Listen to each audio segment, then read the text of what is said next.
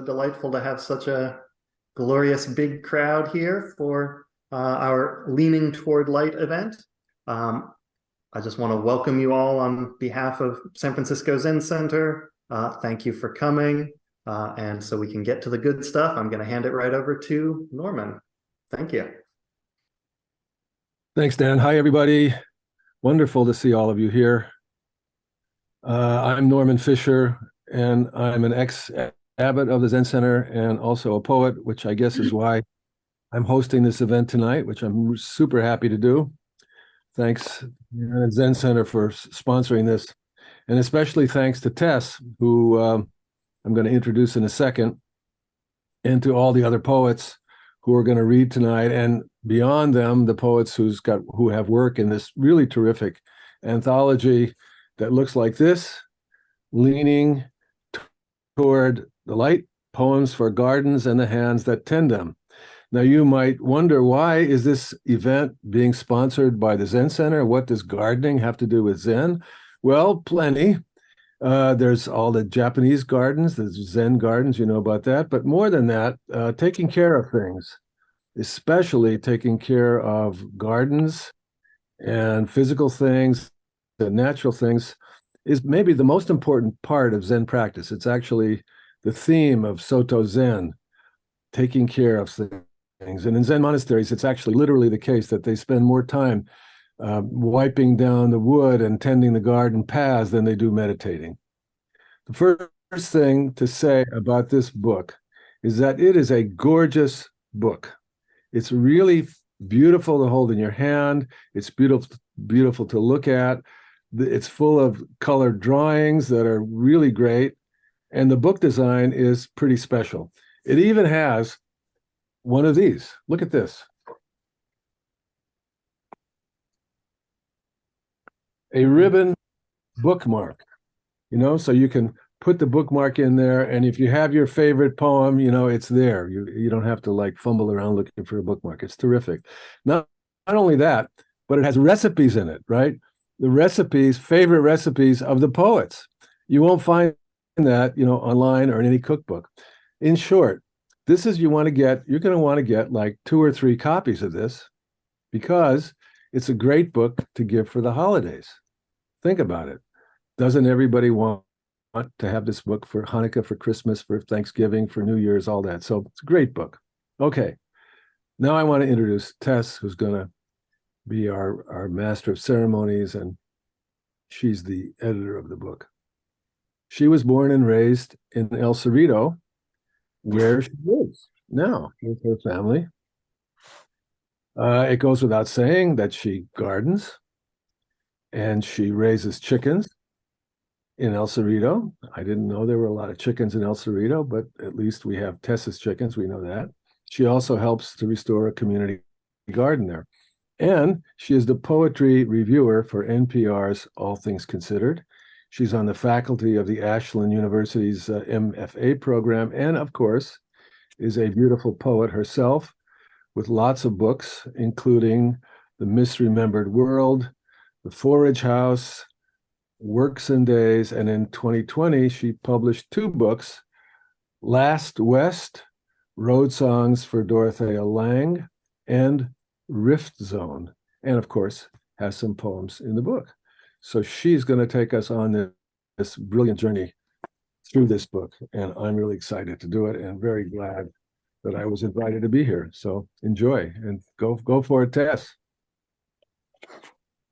Norman, thank you so much for that lovely introduction, and also for your connection to poetry and the Zen Center. I was at the bookstore signing books the other day and saw Norman's wonderful books about the practice of Zen, and also his new book of poems, which I took a peek at. So one of the things that happened at the Zen Center was that for the first time in many weeks, I felt an ability to kind of put down the confusion of the world for a few moments and feel a peacefulness, or just a peaceful watchfulness, which is kind of a tension that I think I also get through gardening. But it's a really special place, and you'll see that at the end of this program, this free program, we're also making an appeal, and a matching grant has become available for small donations to help support the Zen Center and all of its work in the world. So just to put that out there as well. During the maybe third month of the pandemic, I got a phone call from a friend who's an editor who knew me from the time that I worked at a farm in the Berkshires. And she called me and she said, Tess, I have this idea for you. I would like you to edit a new anthology of contemporary gardening poems. And it was so uncanny that I had that call right then, because there was actually dirt under my fingernails from planting tomatoes in the front yard. And it was a time and season where my front yard garden had become this little hub for a small neighborhood community of people who are still standing at a great distance from each other, but would stop by to share plants and gardening tips. And sometimes it was the most social we would be, that week. And we would share fog-resistant tomatoes or strategies for growing shiitakes in like a shady side yard. And it felt to me like the plants could be friends, even if we weren't able to get close. And I realized that gardens are places that invite in diversity, wildness, repair, that tendril outward. And I think that that's actually what poems do for us too, that they are also ways of leaning across difference, sometimes of sharing breath when it's not possible to share breath. And so the dream of this anthology was born. A lot of gardening anthologies that are out there reprint some Victorian poems and slap some roses and lace on the cover, and that's it. But this is actually a curation of poets who are working to tend the earth in the face of catastrophe, in the face of climate disaster, with a hunger for racial and food justice. And basically those were and who are just wanting to touch the earth. And so it was such a joy to bring these poets together. And what a ride, what a wonderful lineup of poets are in the anthology: Jericho Brown, Ada Limon, and then these poets who I'm going to introduce tonight.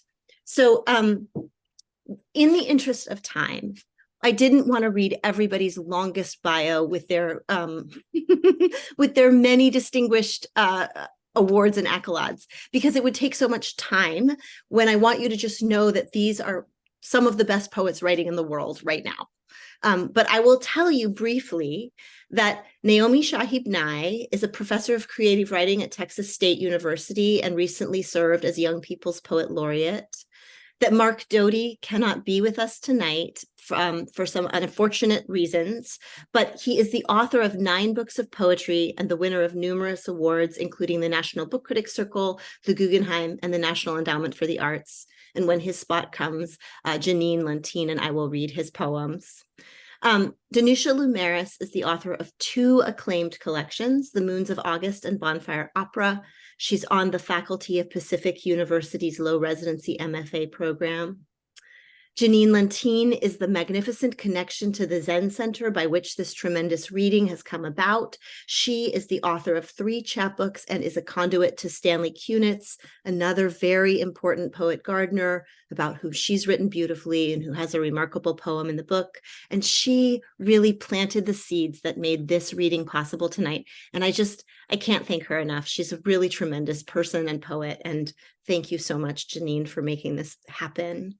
And finally, Jane Hirshfield is a longtime friend of the Zen Center and the author of many books, including The Asking, her new and selected. In case you just want one great tome, you could do that. And it was actually for sale at the Zen Center bookstore when I went in to sign books last week. But so then you could also maybe order it from Zen Center as well. And she is a former chancellor of the Academy of American Poets and was recently elected to the Academy of Arts and Sciences.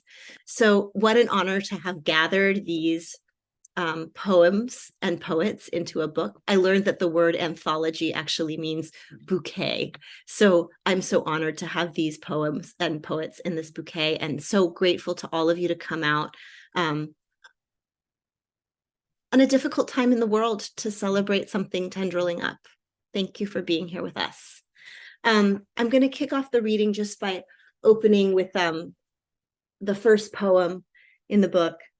One thing that I love is that the book calls you in with so much lush beauty. And the first poem in the book is by a great scholar of joy, Ross Gay.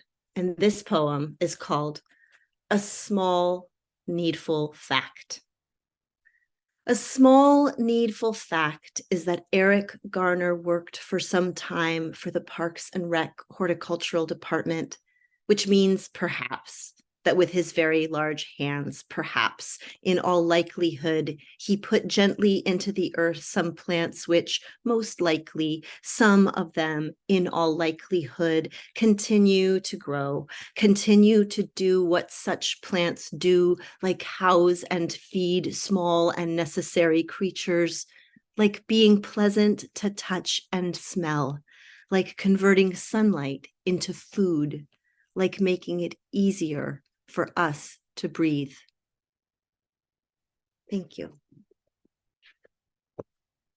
Next up is Naomi. Thank you, Tess. Thank you, Norman. And thanks to the San Francisco Zen Center for the comfort of connection with you tonight, and all poets and listeners here. We appreciate your being here. I'm reading first a poem by Danusha Laméris called Feeding the Worms. Ever since I found out that earthworms have taste buds all over the delicate pink strings of their bodies, I pause, dropping apple peels into the compost bin. Imagine the dark, writhing ecstasy, the sweetness of apples permeating their pores. I offer beets and parsley, avocado and melon, the feathery tops of carrots. I'd always thought theirs a menial life, eyeless and hidden, almost vulgar, though now it seems they bear a pleasure so sublime, so decadent. I want to contribute however I can, forgetting a moment, my place on the menu. Thanks, Danusha. I'm reading Fennel by Tom Gunn. I only met Tom Gunn once in 1982, but coincidentally, the place we shared a meal was in Berkeley, and it absolutely fits the first two lines of his poem. I really love this poem. Fennel, Tom Gunn. High fog, white sky, above me on the bouldered hill, where I stumble between head high and scattered clumps of weed. Fennel, of which I once thought seed, made you invisible. Each forms a light green mist, feathery auras, though the look deceives. For looked at closely, they consist of tiny leading into tinier leaves, in which each fork is sharply separate. Yet tender, touched, I pinch a sprig and sniff, and it reminds me of the other times I have pinched fennel sprigs for this fierce poignancy. I stand here as if lost, as if invisible on this broken cliff, invisible sky above. And for a second, I float free of personality and die into my senses, into the unglossed, unglossable, sweet and transporting, yet attaching smell. The very agent that releases me, holding me here as well. What a gentle, gracious poet, Tom Gunn. And my poem from the book is called Palestine Vine. And I keep thinking these days about all the strawberry patches in Gaza. It was a favored crop there. Seeds wrapped tenderly in plastic. One package said white, one red, hand-lettered, mailed by friends I never met. They grew instantly, strangely confining themselves to one corner of the metal container, as if a metaphor. I swear I planted them all over. Leafy vines popped forth, glory and green lengthening overnight. I didn't notice one had twined around the rungs of the table. Today, moving the pot, the biggest vine ripped out, broke off. No! How could I have missed the simple wrapping of the tendril, suggesting happiness in that exact light? Its roots remain, a broken stem. I wasn't evil, but I wasn't careful. This is what happens in the world. Now, soaking snipped vine in a glass of water, feeling the hope and weight of so many years.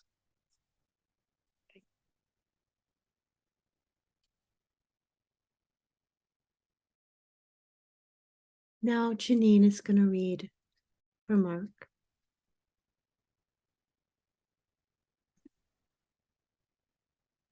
So I just shifted my screen so that it can include Jesse, because Jesse and Mark have a special love. And and I just want to say what an honor it is to read Mark's poem. He's been such an important teacher to me and just a very dear friend. And this is from, I think this was from Atlantis originally, and it's his poem In the Community Garden. It's almost over now, late summer's accomplishment, and I can stand face to face with this music, eye to seed-paved eye with the sunflower's architecture. Such muscular leaves, the thick stems surge. Though some are still shiningly confident, others can barely hold their heads up. Their great leaves wrap the stalks like lowered shields. This one shrugs its shoulders. This one's in a rush to be nothing but form. Even at their zenith, you could see beneath the gold the end they'd come to. So what's the use of elegy? If their work is this skyrocket passage through the world, is it mine to lament them?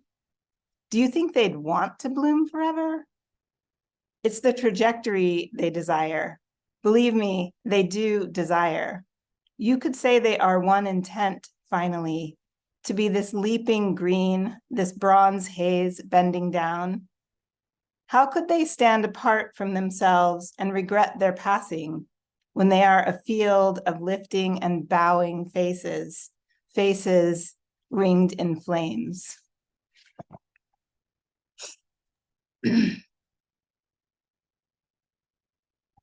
I miss Mark so much.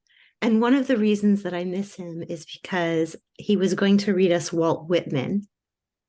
And hearing him read Walt Whitman is a great joy. So here we are. The thing about Whitman is that he contains multitudes, so we can all read him.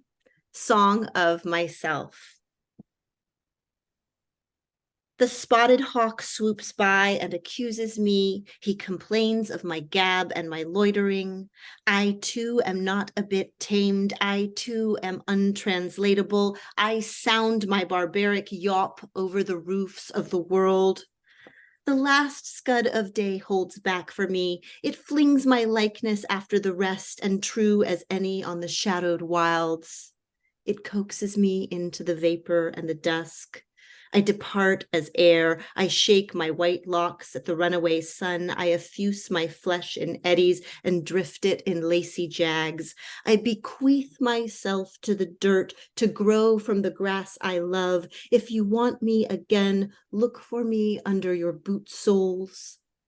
You will hardly know who I am or what I mean, but I shall be good health to you nevertheless, and filter and fiber your blood. Failing to fetch me at first, keep encouraged. Missing me one place, search another.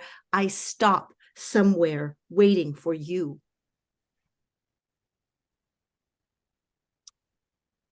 At this reading in Brooklyn, Mark said, there would be none of the poems in this book if it hadn't been for Walt Whitman. So, Danusha. Hello, and thank you both for reading Mark's selections there. And hello, all you friends out there. I'm so grateful to be with you. I've been so grateful to be under the roof of poetry these days,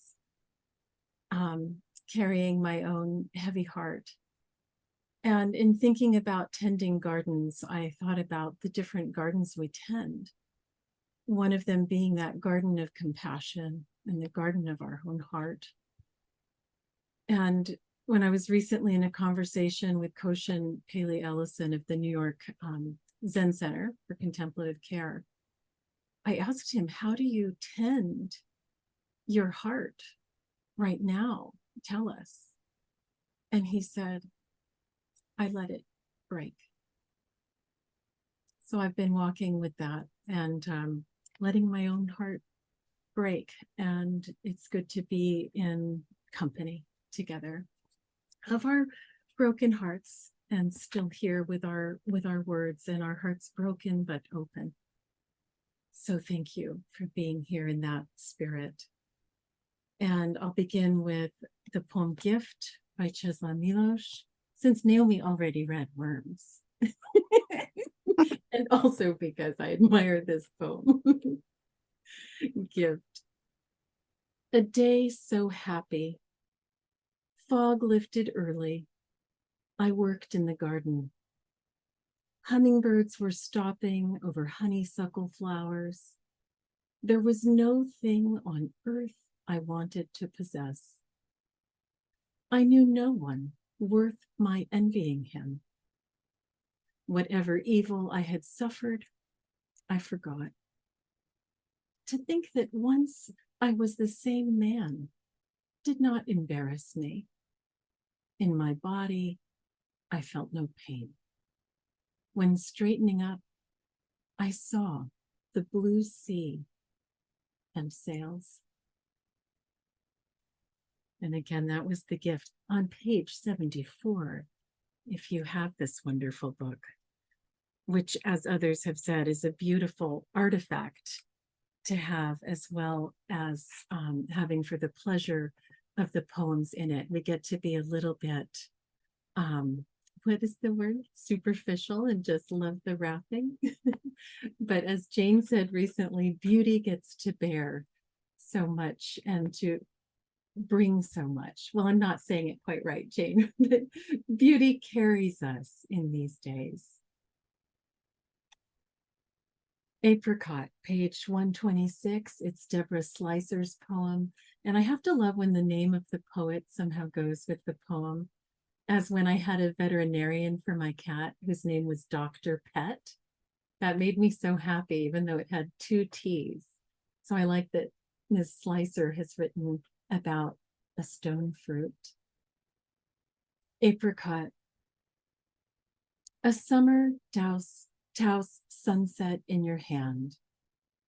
The weight of a small child's fist. A girl resisting sleep as she sleeps. The shape of a chicken angel's egg. Eros's lovely clefted backside in velvet. Fleshy as a horse's lazy lower lip. A faraway fragrance, juniper in gin, that slow gin kiss. what God saw on the 8th day and ate and said of it, way good. The woody stone we worry gnaw when death's near, when we're toothless again as babies, trying to keep a great thought small. Trying to keep a great thought small. That's the part of it that just keeps echoing in my mind after reading that poem. Do my little sip of tea and then read my own poem. And thank you again to the Zen Center for hosting, and Tess for giving us this reason to gather this bouquet. And this is a poem for my son, but also for everyone who has lost a loved one and thinks of them as you garden. That's what this poem touches on. Oops, I am open to feeding the worms. That would have been interesting. Okay, switching. Working in the garden, I think of my son, who is nothing now, but a few fistfuls of ash. Not even that, since ash dissolves and is taken into the bodies of plants or swept into the air on the wind. He's so very fine, he slips undetected through a whale's baleen or a beetle's gullet. He can even rise through a stalk of grass with the upward pull of phloem in these first green days of spring. He has no use now for the soft black hair through which I would run a slender comb, nor for his oddly shaped thumbs, nor anything in this world, though the things of the world may have use of him, his molecules filtering through them, carbon, oxygen, nitrogen, a whisper of hydrogen, the modest building blocks of life, quietly and without announcement.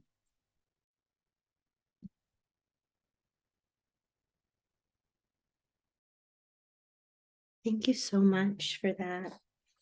Next, we have Janine.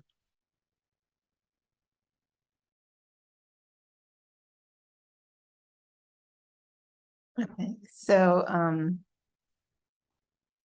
I also am just so grateful to Zen Center for hosting this, and it's just such a joy to be here and be among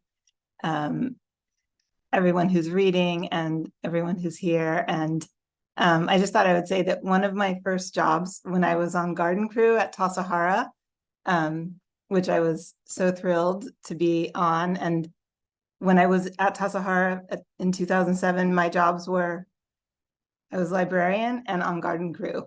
And I could not have been happier with those work assignments. But one of the first thing that I was asked to do was to prune the lavender.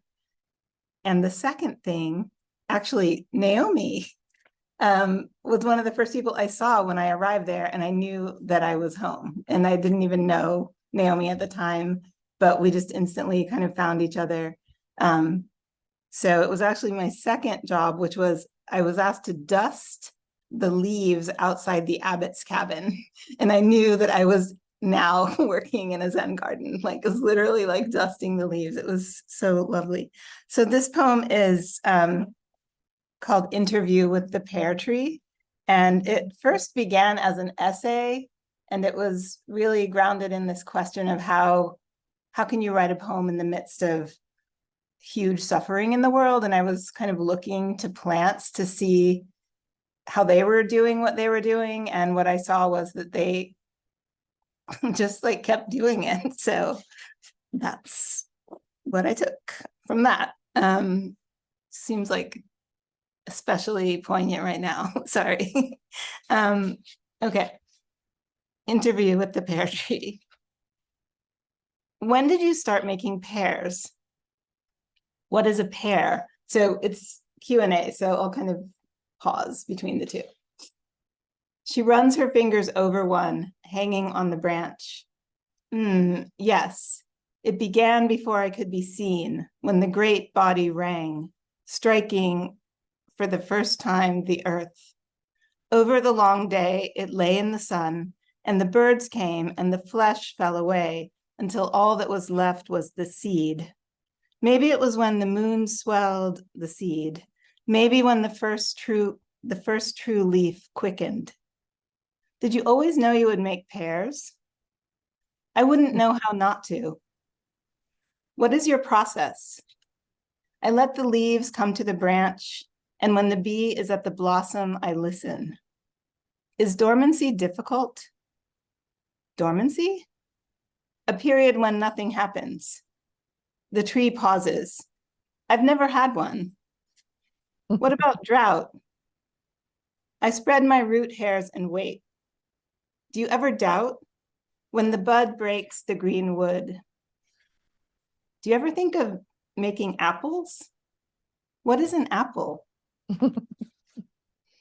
Could you describe the kind of pears you make?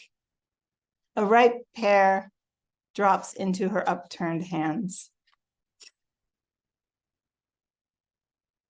And then the other poem that I'm reading is by Susan Wen, and it's called Unending. I'm learning how to hold grief in my mouth, something alive until it isn't. Like a field is a field until it isn't, until it is just the color green. Listen when I tell you how a field folds into a clover when I am on my hands, how the memory of what I am looking for is not as important as the ground it claims. I don't mean that grief can be unalive, or that I keep it loaded in that place between lower lip and teeth. I mean, I never walked the land where my father harvested seeds. In his field, he waited for green to bend into gold, a single blade splitting light until there was nothing else. My father remembers. I watch my shadow. Thank you so much. It's been such a piece of luck for me to spend time with these poems at the readings for this book. Such a joy. Next, we have Jane Hirshfield. Well, thank you. One of the things we're hearing tonight, which is so moving to me, is the way that poems which were written into many other circumstances speak to current circumstances abidingly. And when we get to the poems that I'm going to read by other people, one of them, we selected these poems. We were asked to choose our poems by other people a long time ago, like 2 months ago. And yet, you know, the one that I chose is uncannily right for our current events. I'm going to start with one of my own poems in the book. I'm so glad Norman mentioned the recipes. It was great fun contributing a recipe to this book. The poem, because I have a new and selected poems out, I've been quite retrospective for a while. You have to choose them. You have to figure out what you're giving at readings. And, you know, there's 50 years of work in my book. There's 2,000 years of work in this anthology. So Virgil would have written before Whitman. So Mark has to give a couple exceptions. The title of this poem, which was written in 1982, is November Remembering Voltaire.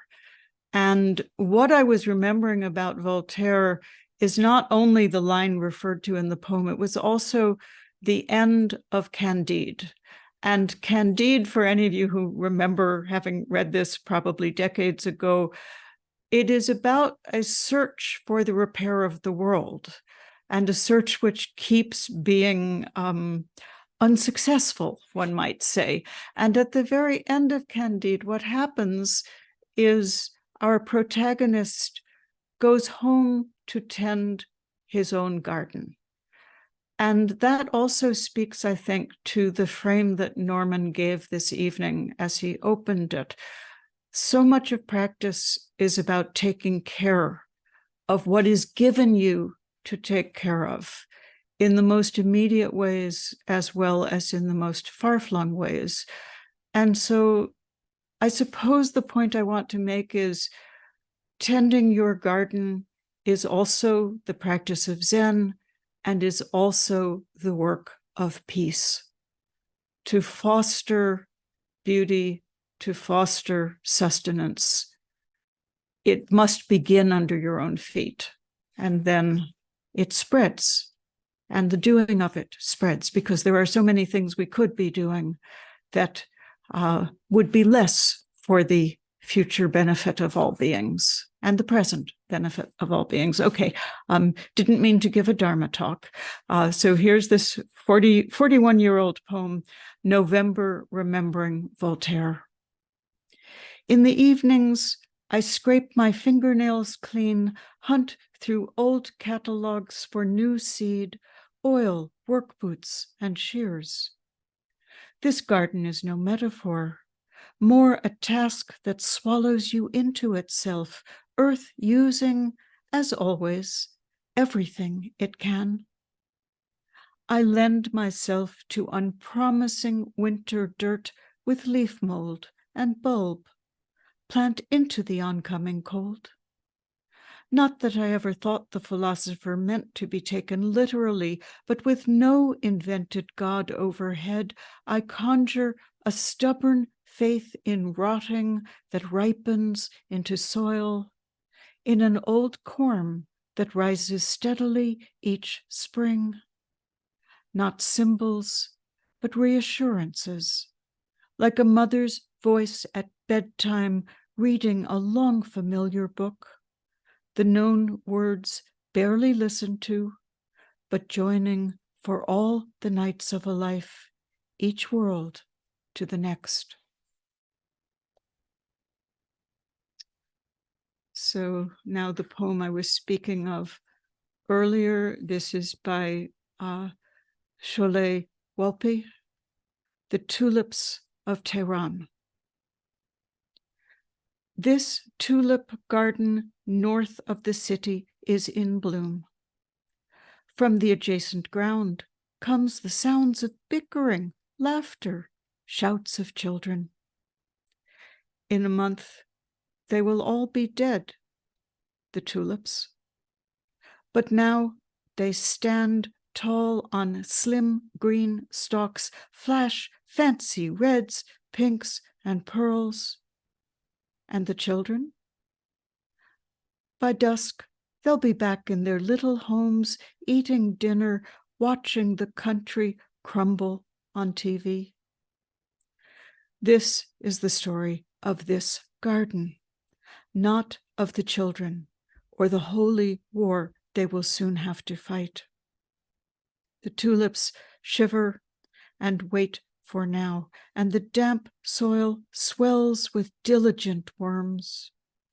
The garden bows before its own God. It will not believe in what cannot return.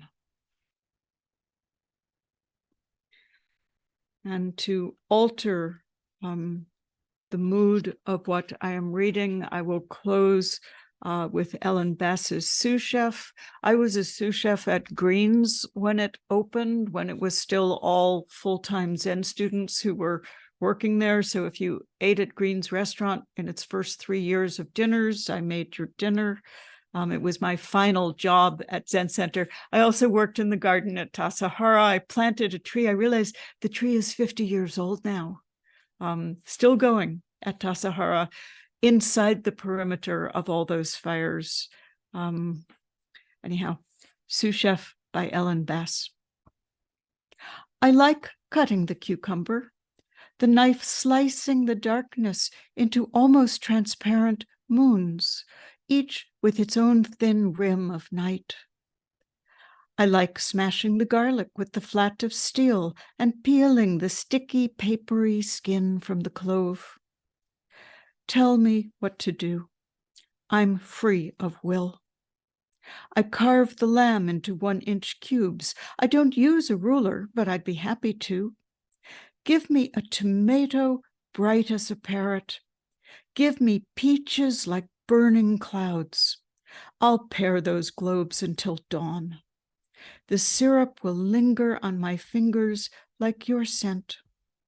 Let me escape my own insistence. I am the bee feeding the queen. Show me how you want the tart glazed. I still have opinions, but I don't believe in them. Let me fillet the supple bones from the fish. Let me pit the cherries, husk the corn. You say how much cinnamon to spice the stew.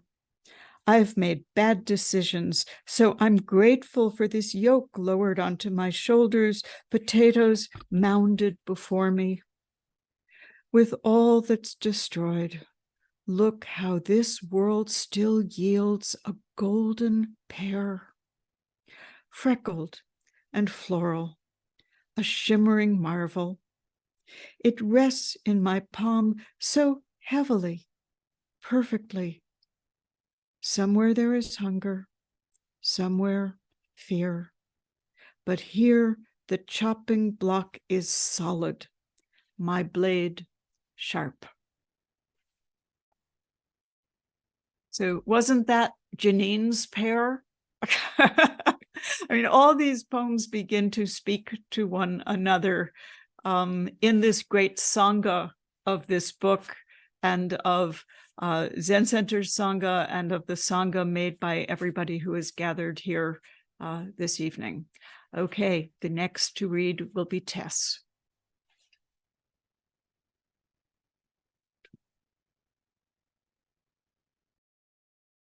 I'm going to read 2 poems, one by me, one by Virgil, but translated by me. And this poem came shortly after I knew about this anthology, though I didn't know yet that this poem would be the poem that I put in the anthology. It's for this season that we're in, the harvesting of green tomatoes. For those of you that are gardeners, one of the joys is being with the food all the way from sprout to seed and getting to eat it at sort of non-traditional times. And green tomatoes are a delicious late fall offering, something that didn't ripen. But this is also for another season that we're not quite in right now, but have been in quite a bit lately. So the poem is called Green Tomatoes in Fire Season. There is smoke in the air when I go pick them. I go despite panic, also because inside I'll make chutney. For an hour or so, I unlatch them. It is late fall. They will not ripen.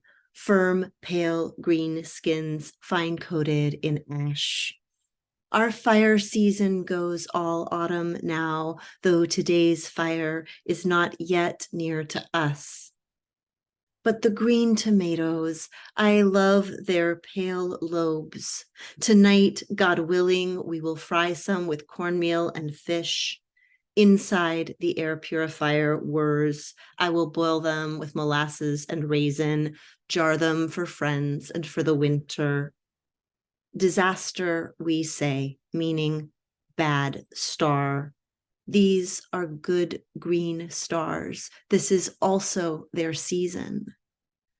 Mask on, I bend and bend to the vine. I bend and salvage what I can.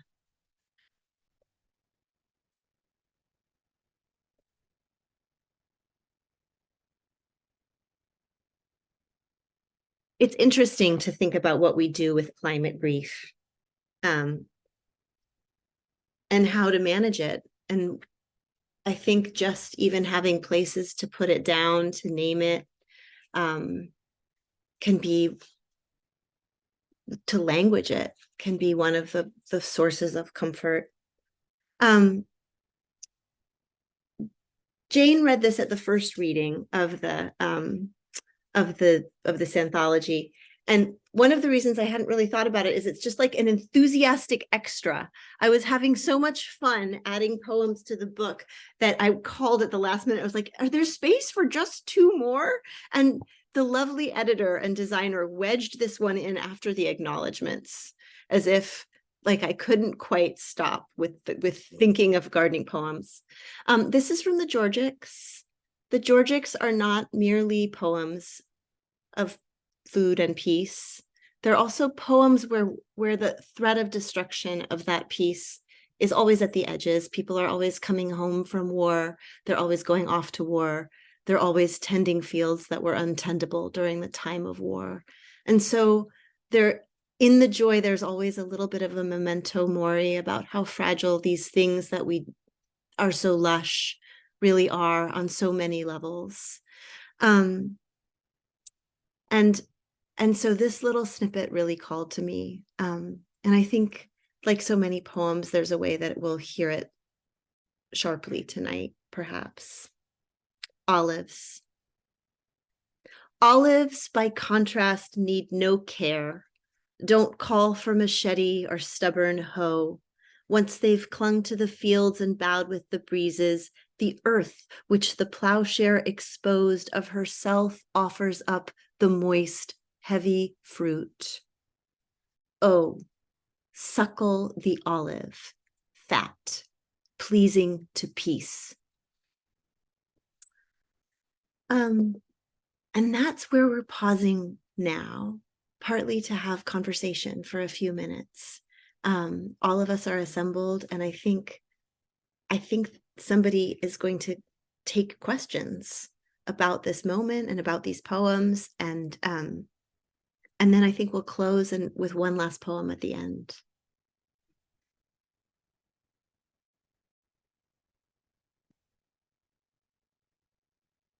I think you can put questions in the chat if you'd like, or if you'd even like to unmute yourself, I think the space could allow that as well. Where can we buy the book? Thank you for asking.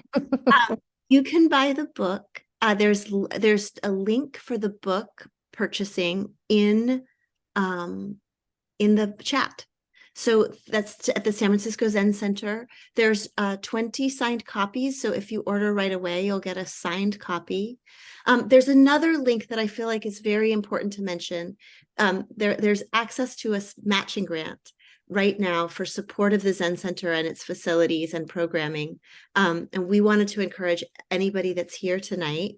You're a lovely audience of over 100 people, that even if everybody made a $2 donation, that would be, on its way to being doubled, would just give a sizable gift to the Zen Center collectively in community. So there's also a link for that. So you can buy the book through the link, and you can you can support the Zen Center through a special Venmo that's also in the chat. Thank you. I think that was a great way to ask a question. Does anyone else want to bring a comment or a question to the There's space? one in the chat for you. Oh, how did I decide which poems to include? That is a really good question. The history of gardening poems is very long. The word paradise actually means walled garden.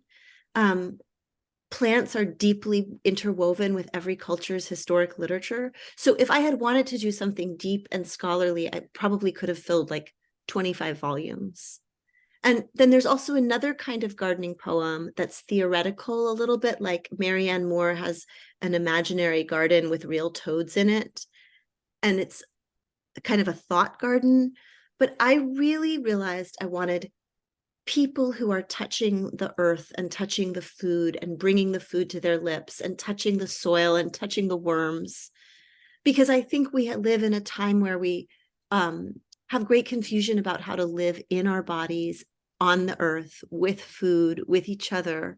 And so I think the poems in the book are by and large really all poems of like deep physical presence. And that seemed to become like an important important criteria.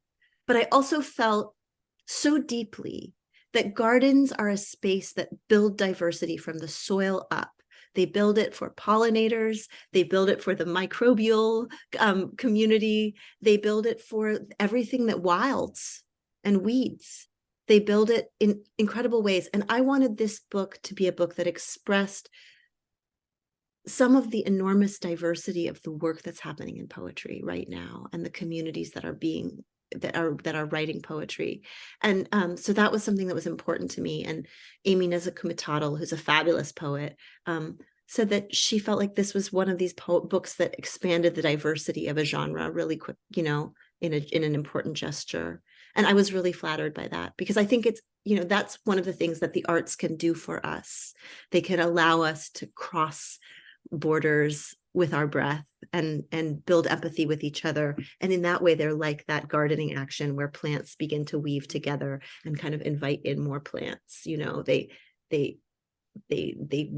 create something denser and more beautiful than might have been there otherwise.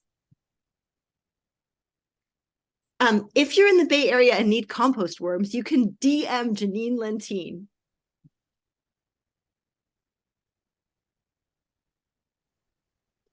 Or if you're in Santa Cruz, you could DM me.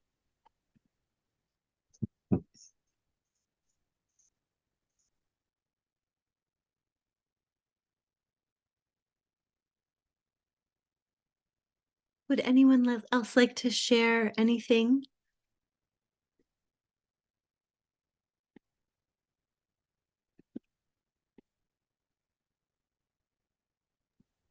Could you share some of the illustrations?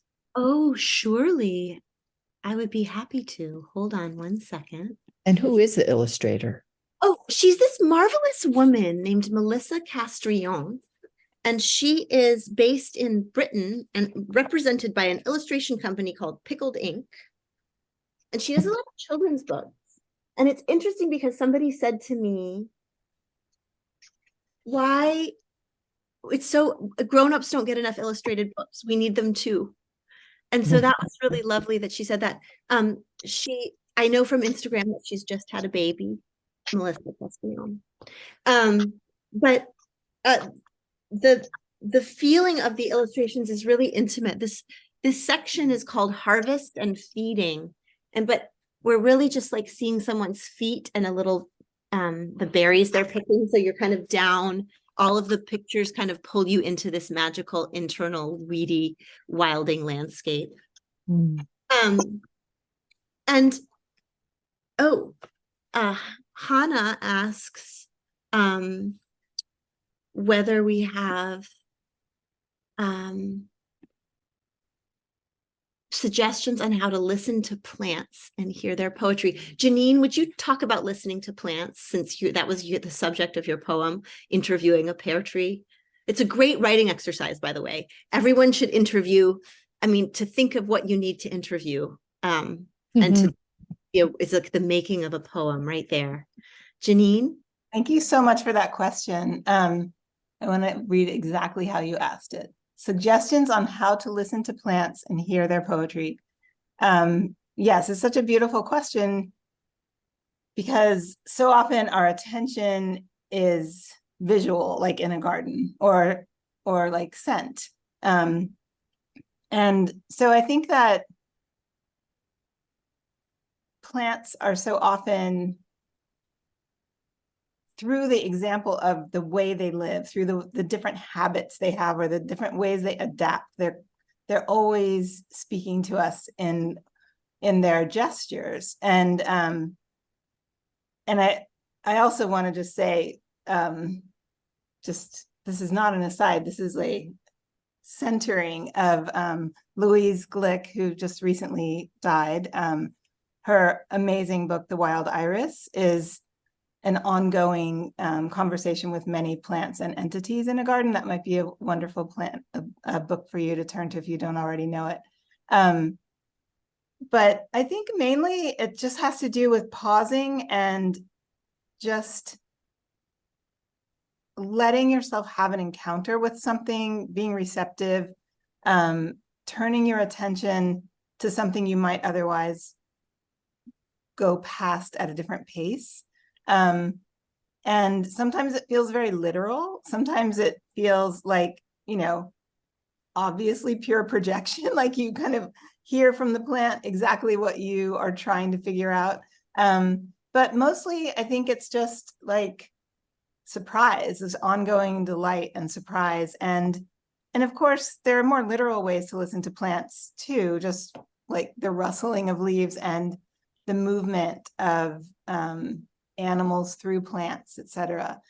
So I think just like taking the occasion of your wonderful question as a kind of study that you conduct every day.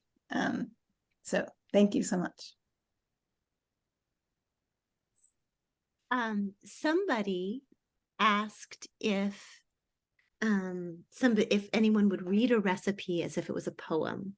And I wanted to just talk about that for a moment, that when the book came into being, I didn't know yet about the recipes. It was kind of a later ask from the publisher. And so I asked different poets, actually Danusha and Jane both have poem recipes and meditations that break up the flow of the book. So I'm hoping that Jane will read her recipe, actually that she would read her recipe for fava beans as if it were a poem. And then I hope that Danusha would read her meditation. I think that would be great. But I wanted to share with you all that the book is divided in these seasons, and the seasons are sort of the year, but they also kind of are seasons of the spirit. So they're planting and sprouting, weeding and wilding, growing and tending, being and waiting, grieving and release, harvest and feeding, wintering and turning again. And so I wanted to leave space for the kind of reverie that we come to gardens for, and also that we come to gardens sometimes to grieve and to allow difficult things to pass through. And actually, it was Danusha's poem about grieving her son that made me realize that that was a garden season, that it wasn't just about unrooting things or replanting, but it was about allowing time and space, allowing life to show us its transforming power in miniature in a garden, and allowing that time and space to move through us. And I mean life writ large, you know, this big system that we're part of, and which we echo in so many ways. So it really does touch me that recipes are like poems. And I'd love for Jane to read her recipe for fava beans, which, by the way, is fabulous. You should make it.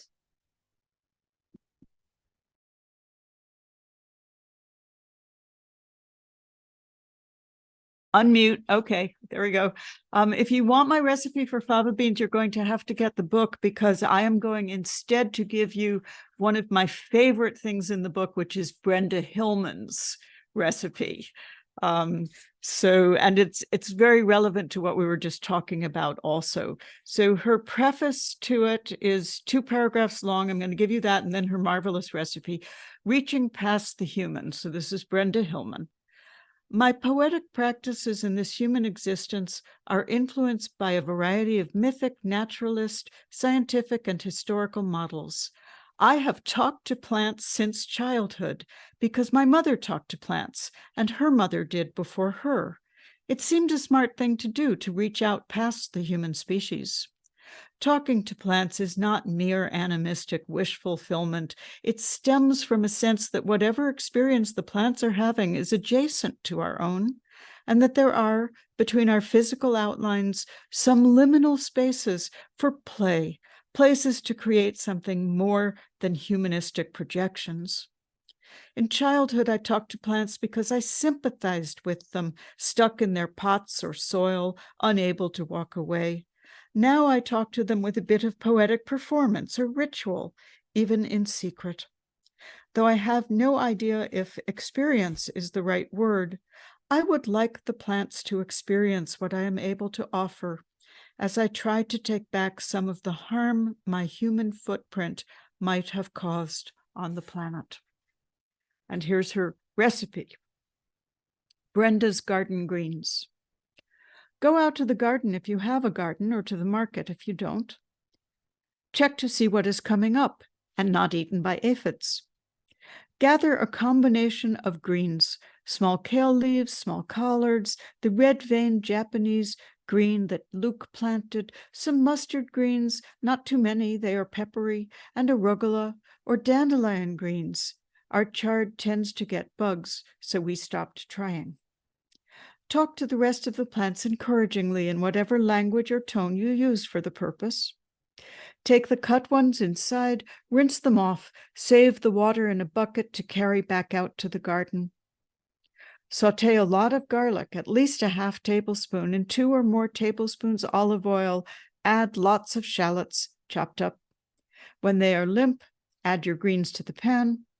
Decide whether you want to eat them bright green and a bit crunchy, in which case stir them with a wooden spoon for 5 minutes or so, or stewed a long time, in which case you can add some broth and cover for 1 to 2 hours.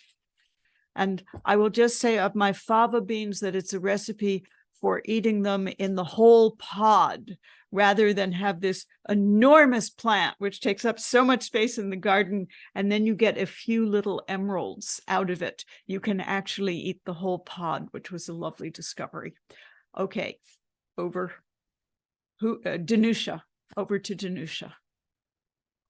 Thank you, Jane. And I'm discovering a new pleasure, which is being read recipes by poets. It's an unexpected new pleasure. So thank you. I mean, really. Thank you. And yes, I will read page 104 for those of you who already have the book. And thank you, Tess, for your words about that place in the garden. I really felt that in my heart, just making that space for grief as well in the garden. Grief and sustenance. Why do we grieve in gardens? The psychotherapist and former monk Thomas More once suggested that we each consider planting a garden to Saturn, a designated place to hold our melancholy and grief. I'm not sure what I would put in mine, but I imagine it to be mossy and secluded. And come to think of it, I did keep a small corner of a garden at my former home to go to when I needed to cry. It was fairly unadorned, just a pink camellia shrub against the house and a stone lion's head which hung from the tall wooden fence. No one could see me there. I could address my woes to the lion, which stared on, impassive and detached, as I wished I could have been. I was a mother of a child who would never walk or talk or speak.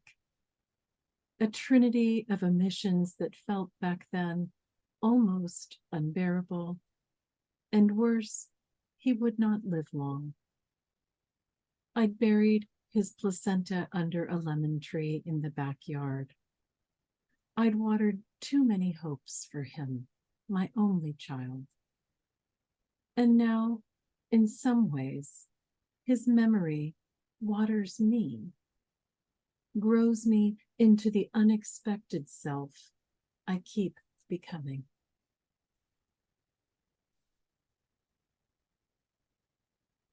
Thank you for requesting that, and we never know what grows us in new ways as well. So thanks for offering the space for that contemplation. Thank you so much, Danusha. Thank you so much, Jane. Thank you, working backwards, to all the poets who are here tonight. Janine, and not Mark, but thank you, Mark. And thank you, Naomi. And thank you, people, because I'm seeing a lot of feeling of being tended within this space. And I just want to honor the fact that we can do this for each other, that we can tend each other. So I'm going to end with a poem that's, again, the last poem in the book, the one that I wedged in almost at press time. Thank you, my gracious editor, for listening to me. And at the first reading, Forrest Gander said it this way: I wrote this poem in 1818 under the pseudonym John Keats. On the grasshopper and cricket. The poetry of earth is never dead. When all the birds are faint with the hot sun and hide in cooling trees, a voice will run from hedge to hedge about the new mown mead. That is the grasshopper's. He takes the lead in summer luxury. He has never done with his delights, for when tired out with fun, he rests at ease beneath some pleasant weed. The poetry of earth is ceasing never on a lone winter evening when the frost has wrought a silence. From the stove there shrills the cricket's song, in warmth increasing ever, and seems to one in drowsiness half lost, the grasshoppers beneath some grassy hills. Thank you all for being here with us on this night.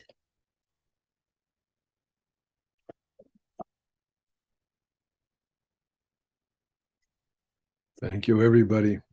Thank you, poets. Thank you, poetry. Thank you, gardens. Thank you, human beings in the earth and the Zen Center. Good night, everybody. Please take care of yourselves. Good night. Thank you. Good night, everyone. Thank you for joining us. There will be a recording of this available to everyone who registered, and it will be posted on our website and on YouTube before long as well. So you can revisit this in the future should you wish to. Thank you all so much.